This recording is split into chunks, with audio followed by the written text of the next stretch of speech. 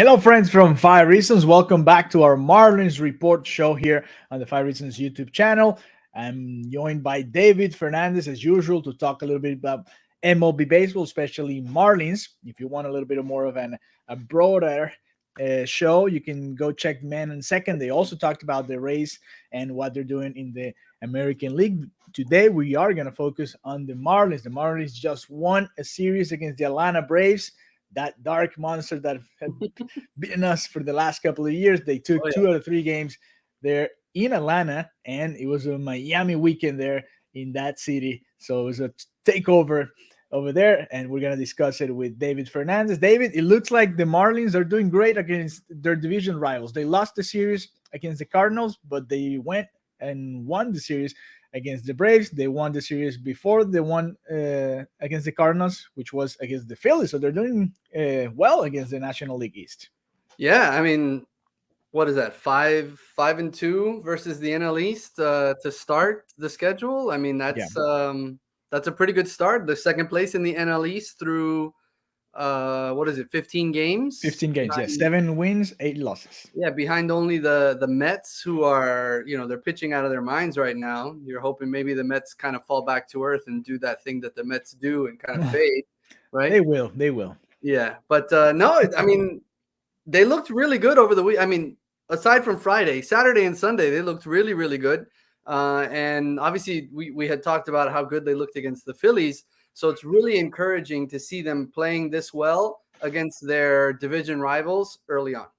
Yeah, for sure. So I mean, it's hard, but it is what at the end of the season is going to define whoever gets that division, right? Because as we're seeing it right now, only the Mets are way above 500. The rest of the teams are under 500. In fact, the Marlins are second right now with those 7 wins in 15 games. So a lot to still to do in the team. A lot of things that can get better. But definitely we're looking at more closely as the team is looking more like what we want to see on the field. So let's discuss a little bit about this series. Like you said, on Friday, not much to do. I mean, it was a rough offensive night. Yeah. I think it was 16 strikeouts. Oh, yeah. And I mean, if you strike out 16 times, how many hits? Like 3 hits? It was just it was a one-way game. It was not a good effort. They made Kyle Wright look like Cy Young candidate, which tends to happen against the Marlins, right? Random pitchers look like the greatest of all time, occasionally. But they struggled with runners in scoring position. They went 0 for 4. That's been an issue, yeah. Yeah, they left 9 guys on base. Friday certainly wasn't what you wanted to see, especially after what we had seen in the first 2 games of the Cardinals series, because they really struggled offensively in those 2 series as well. They only scored 1 run between those 2 games. So then they get shut out again here. It was the second shutout of the season. So there was like a 3 out of 4 game stretch there where the offense was absolutely absent, right? I mean, they did salvage a win against the Cardinals at home, and it was a big one. And Jesus Sanchez had a great game that night. Jazz Chisholm played really well that night too. But you looked at this Atlanta series and you're like, oh boy, I mean, the bottom's going to fall out here. If the Marlins get swept, obviously we feel very, very different about, what they're doing moving on, but they rallied, they came back, they played a really sort of back and forth game on Saturday, a really impressive win on Saturday. And then, they held on Sunday. The offense came through and the bullpen did just enough to get that win. And, they leave Atlanta just like the Heat, with a series win, Yeah. So that's a great feeling. Everybody won in Atlanta this weekend. The Inter Miami, the soccer team, also won. The Marlins won. The Heat won. I mean, it was a great weekend for sure for the Miami teams there in Atlanta. The second game, you were talking about that second game, and that second game started the same way the last series started, right? With a lot of runners on, but still lacking that hit that could bring the runs in. And I think it was up until the 5th inning when the first run came in, and I think it was a 2-out hit. I think it was Avisail Garcia, right, who came clutch there with a double that brought the first run in. Well, that was yesterday. That was Sunday. On Saturday. Who was it on Saturday? Yeah, Jazz hit the leadoff homer on Saturday. and then Oh, again, they tied it right away. yeah, and then right, and then All right, on Saturday was the 9-7 game, yeah, right? yeah, Yeah, yeah, and that yeah, one yeah, was back and forth, but then they came up with clutch hits when they needed it. On Saturday, they went 4 for 8. Was it 4 for 18 with runners in scoring position, which is a respectable number. They did leave 12 guys on base, but still yeah. they scored 9 runs, and that's It doesn't happen often. This yeah, offense is scoring 9 runs. That's for yeah. sure. And it would have been a shame if they scored that many runs and then not win that game. I know. So But I we had mean, seen that game before, right? We had seen the yes, Marlins produce, and then the bullpen or the pitching staff, because yeah, Eliezer falls gave apart. up, Yeah, he gave up. I think it was like 3 homers. He didn't have any shutdown innings, so every time the offense went up, the pitching staff was giving away runs on the other yeah, side in the bottom half of the inning. But then the offense just kept coming, and then to close out that game, the bullpen they put it together, right? And they got I think it was the last 11 batters for Atlanta. None of them reached base, so yeah, it was a good shutdown effort. And we saw Tanner Scott close the game on Saturday, which was interesting to see. yeah. No more, no more friend Bender. I mean, Well, they Bender apparently is hurt. Like he was dealing with eh, some hip soreness, and yeah, I mean they might have used the hip soreness as an yeah. excuse to give somebody else a look. Maybe, I mean, maybe he had the pain before and didn't say anything, and then Yeah, I mean, happened what happened. Yeah. supposedly he said after the fact that when he pitched, I think it was on Wednesday against Hmm. the Cardinals, that I that was there. He gave up that homer. yeah, Yeah. that's when he said that he started to feel it. So they essentially they shut him down, for the Braves series. And you worry a little bit about Bender, like his mental makeup. The stuff is there. He's got great stuff. But you worry a little bit about his performance in the back end of the bullpen in those games. And then you saw Tanner Scott, and he looked great on Saturday, but then he Hmm. was a disaster on Sunday. So it's still kind of a revolving door for the back end of that bullpen until Dylan Floro gets back. Yeah, that's something that the Marlins have to work on. And analytics say it's the same 3 outs, but I don't know, man. Yeah. Sometimes it gets a little tougher if it's the last three. So it's something that the Marlins still need, and there's no safety there. Coming back to that game on Wednesday, I mean, how many starts is Sandy Alcantara had that he just pitches Oh his man, I felt so bad. brain out, and Yeah, especially that game because he threw like 25 or something pitches in the first inning, and then yeah. he was just impressive if he ended up with 8 innings, and the Marlins didn't score a run. So I know. It was it like it's the same it, thing that we've seen, it year feels like after year. if the offense was there, this Marlins team should have at least 2 or 3 more wins that they already have. That's the feeling that For most sure. of the Marlins fans must have right now. Absolutely. Absolutely. If you think back to that opening road trip where they went 1-4, just Yeah. a couple key hits against San Francisco, a couple key outs, that completely changes the narrative from that road trip moving through the rest of these 15 games. I mean, they went 1-4 to start. They've gone 6-4 since then. They've moved up in the standings, obviously. And now they're getting to a point in their schedule where they have a softer part of the schedule. The first part of their schedule, 13 of the first 15 games came against teams that were over 500 last year. And Mhm. 3 of those series came against teams that went to the postseason, right? So they played San Francisco, which was the best team in baseball record-wise last year. They played St. Louis, which made the playoffs, and then they played the Braves, which won the World Series. So they had one of the toughest schedules to start the season, and they've come out with a 7-8 record, second place in the NL East. And so they're in good shape as they're moving into the next stretch of games. They've got Washington coming up, and Washington's Mhm. lost 5 in a row, and they're 6-12. They're terrible. And then they come home for the Seattle Mariners, who are pretty good, but they're traveling across the country. And then they have the Arizona Diamondbacks, who are also rebuilding, And then after that, they go out west and they play the Padres and they play the Diamondbacks again. So there's a stretch of 16 games here where the Marlins can get above 500. They could beat up on some of these rebuilding teams and show that they're going to be in it for the long haul. Yeah, so let's talk about this next series. The Washington Nationals. They go to the capital to Washington to play these 3 games. We start with our eighth there. I feel like these are the type of series where you have to expect a sweep against a team like this if you want to compete for the playoffs. I don't know if you get the same feeling. It's already, I mean, it's the end of the month, so the teams should be already in great shape, right? And you're facing a team that should not be beating you 2 out of 3 times. I'm expecting the sweep. How do you feel about this series?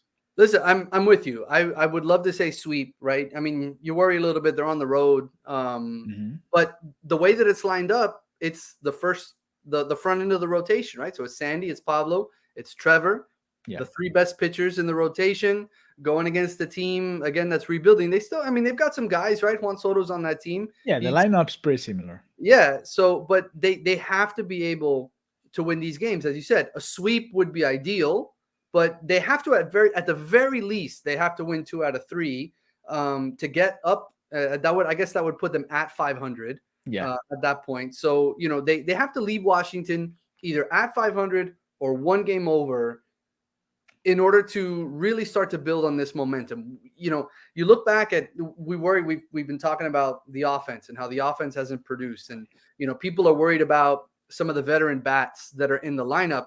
And if Hmm. you look at that series against the Braves, they started to hit, right. They're starting to get on base. Jorge Soler, he has a hit in 4 games in a row, which is He just loves that stadium, I guess. he does.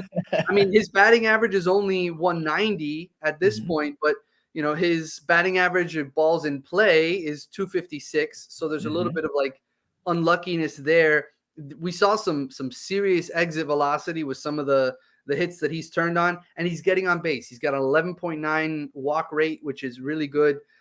So he's starting to get it going. Avisail Garcia went 3 for 10 with 3 RBIs over Saturday and Sunday. Still, way too many strikeouts for him, but Yeah. you're hoping that he starts to get it going. And then obviously Garrett Cooper, he had some huge hits against the Braves. He went 4 for 5 between Saturday and Sunday. He had a double, driving 4 runs. His batting average is up to 273. When he puts the ball in play, he's hitting 407, which is obviously great. Hmm. But his exit velocity isn't great. Obviously Garcia's exit velocity isn't great either. But those are things that you want to see these guys improve upon.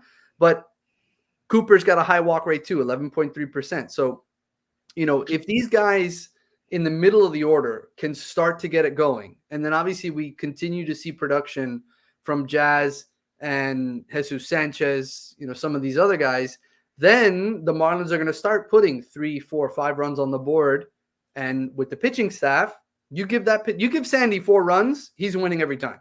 Oh yeah, yeah, for sure. If you, Let's talk.